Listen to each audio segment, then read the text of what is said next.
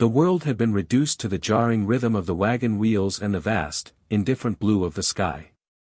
Dust, fine as powdered bone, coated Ilara's tongue and settled in the folds of her worn gray dress, a constant, gritty reminder of her expulsion.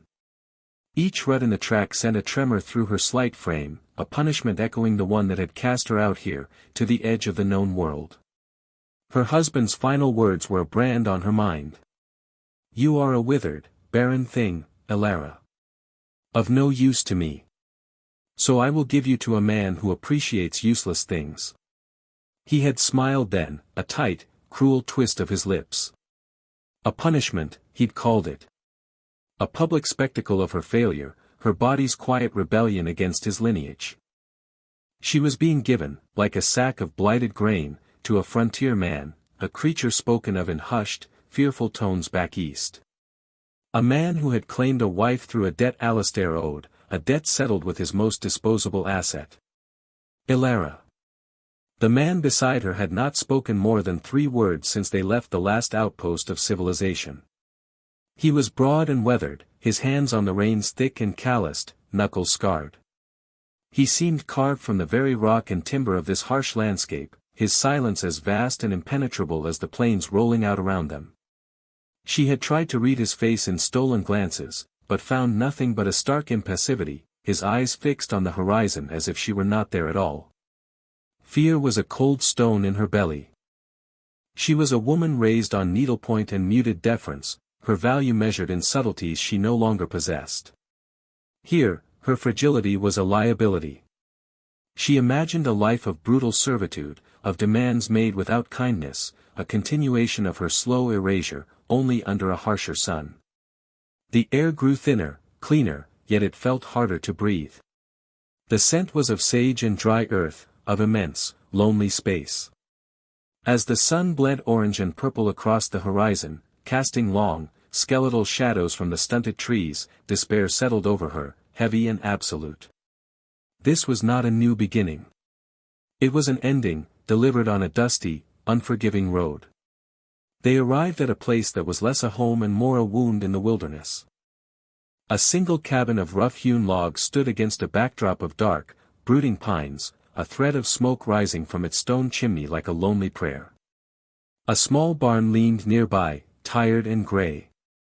There were no fences, no gardens, only the untamed land pressing in on all sides. The man, Silas, pulled the mule to a halt. The sudden silence was deafening.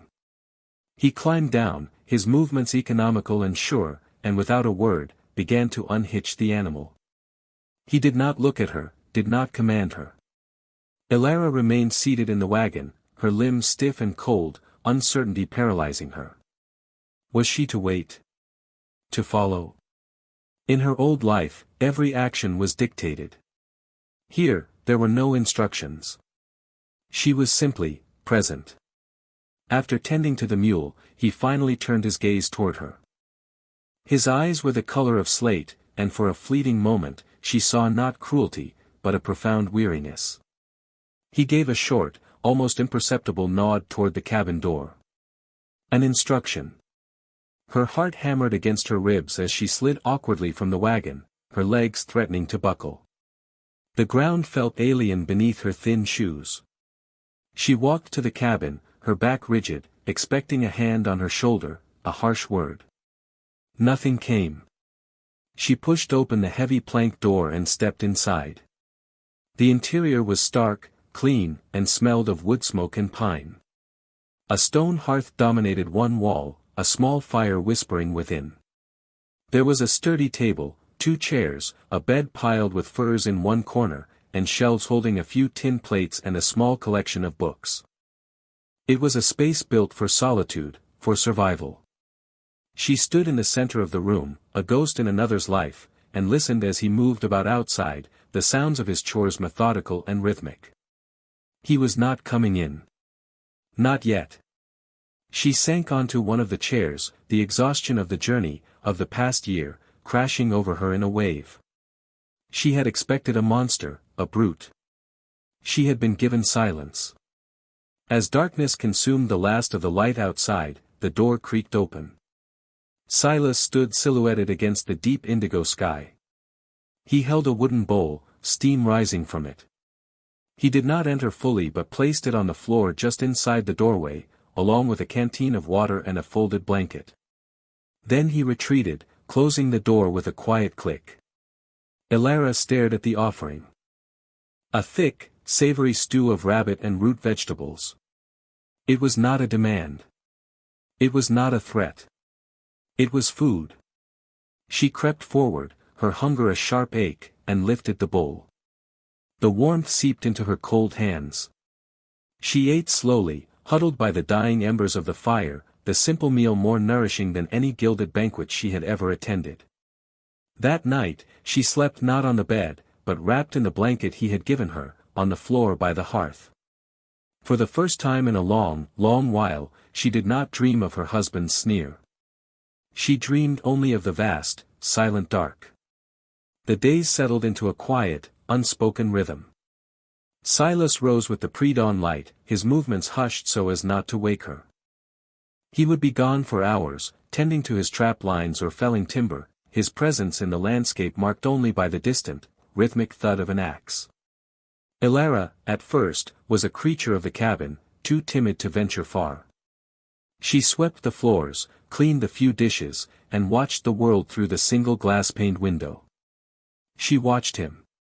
She saw the way he moved, with a deep-seated patience that seemed to be a conversation with the land itself. He never wasted emotion. He mended a harness with the meticulous care of a surgeon, his large, rough hand surprisingly deft. He spoke to his mule in a low, gentle murmur she could not quite hear, a tone softer than any she had ever heard from a man. He was not ignoring her, he was granting her space, a commodity she had never known. He left food for her each evening, a roasted bird, a portion of whatever he had cooked over his own fire outside. He never joined her, never intruded upon the quiet sanctity of the cabin she had begun to inhabit. One morning, she found a small patch of earth, no larger than a bedsheet, had been tilled and turned near the cabin's sunny side. The soil was dark and rich. It was a silent question. An offering. She thought of the small gardens the poorer women kept back in the town, their hands deep in the soil, coaxing life from nothing. It was something she had always watched with a distant sort of envy. She spent the day exploring the edges of the clearing, her fear slowly giving way to a cautious curiosity. She found bushes with late-season berries and dug at the roots of hardy-looking weeds she vaguely recognized from an herbalist's chart. Her hands, soft and pale, became smudged with dirt. It felt grounding. The next day, she began to plant. She pushed seeds from the dried berries into the soil and transplanted the roots. It was clumsy work, born of instinct rather than knowledge, but it was hers. She was tending to something, willing it to live. When she returned from the creek with a bucket of water, she found he had seen her work. He was standing by the tree lean, watching, his expression unreadable as ever. He did not speak, but turned and walked away. A familiar pang of anxiety tightened her chest. Had she overstepped? But the following morning, a larger, freshly carved wooden bucket filled with water sat beside her small, hopeful plot of dirt. Her breath caught in her throat. It was an answer. A validation. That afternoon, summoning a courage she didn't know she possessed, she took the stew he left for her and carried a portion outside to where he sat mending a snowshoe. She placed it on the stump beside him, then retreated to the cabin stoop to eat her own share. They ate in the companionable silence of the falling dusk, separated by 20 feet of earth but sharing the same meal, under the same immense sky. A fragile bridge was being built between them, plank by silent plank. The first snows had dusted the high peaks when the past came riding back to reclaim her. Elara was tending to her small, stubborn garden, now protected from the frost by a makeshift cover of burlap, when the sound of an unfamiliar horse broke the morning stillness. Her blood ran cold. It was not Silas returning, his mule had a distinct, plodding gait. This was the canter of a town horse, arrogant and impatient. Alistair appeared at the edge of the clearing, his fine wool coat an absurdity in this rugged world.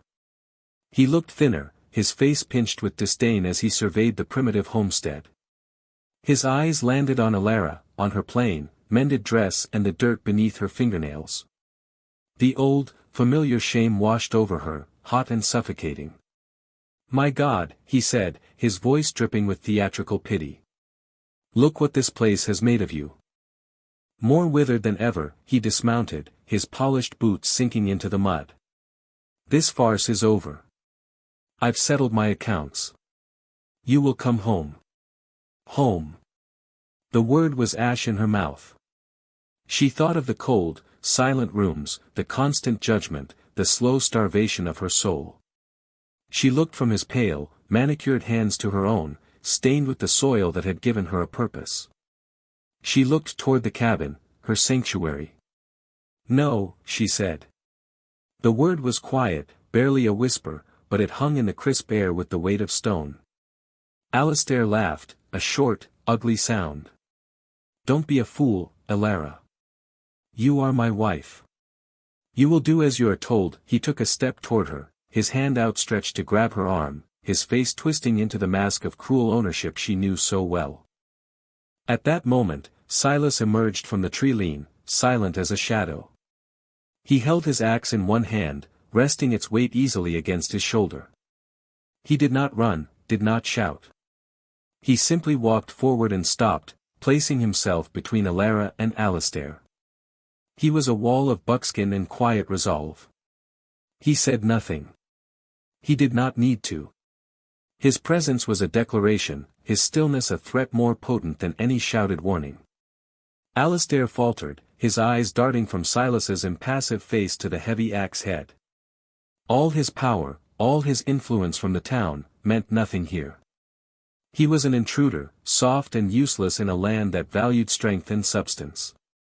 This is beneath you, Alara," he stammered, trying to regain his footing. Living with this savage, Alara found her voice again, stronger this time. "He is not the savage here," the words were true and clean. She stood straighter, meeting Alistair's gaze without flinching. For the first time, she did not see a powerful man to be feared, but a small one, hollowed out by his own cruelty. She saw that his judgment of her as withered was a reflection of his own barren soul. Defeated by the unwavering silence of one and the newfound spine of the other, Alistair backed away. He mounted his horse, sputtering impotent threats about laws and sheriffs, words that dissolved into the vast wilderness. He spurred his horse and fled, a man of noise and bluster swallowed by a world of profound quiet. The sound of his horse's retreat faded, leaving behind a silence that felt different from before. It was not empty, but full. Cleansed. Alara's entire body trembled with the aftermath of the confrontation, but she felt a deep, steady calm settling in her core. She looked at Silas. He had not moved. He lowered the axe, his gaze finally leaving the path Alistair had taken to rest on her. His slate-gray eyes were no longer unreadable. In their depths, she saw a fierce, quiet protectiveness that spoke more than 1,000 pretty words ever could. "He will not return," Silas said. His voice was rough, gravelly from disuse, but it was a vow. A promise that the life they had built here, in this quiet clearing, was safe. That evening, the first real cold of winter descended. He built the fire inside the hearth high and bright, and for the first time, he did not retreat. He sat in the other chair, the space between them no longer a chasm but a comfortable distance. The firelight danced across the planes of his weathered face, softening the harsh lines. She watched his hands as he sharpened a knife, the movement still patient, still sure. She thought of Alistair's word, withered. He had meant it as a condemnation, a final judgment on her worth. He believed a woman's value was in the fruit of her womb and the beauty of her face. He had tried to starve her of light and water, to make the prophecy true. But he had been wrong. A person does not wither on their own. They wither when they are planted in barren soil. Here, in the harshest of lands, with a man who had offered her nothing but silence, space, and a bowl of stew, she had put down roots. She had been given the chance to tend to her own small patch of earth, and in doing so, had tended to herself. Hesitantly, she reached out and laid her hand on his forearm. His muscles tensed for a moment, then relaxed beneath her touch. He stopped his work and looked at her, his gaze steady. In his eyes, she saw her own reflection, not as a broken, discarded thing, but as someone who had endured. Someone strong. She was not the punished wife sent to the frontier to be broken. She was a woman who had been sent to the only place she could finally, truly, grow. The silence between them was no longer an absence of words, but a language all its own, a language of shared warmth, of quiet respect, of a love that had bloomed, impossibly, in the most unforgiving soil.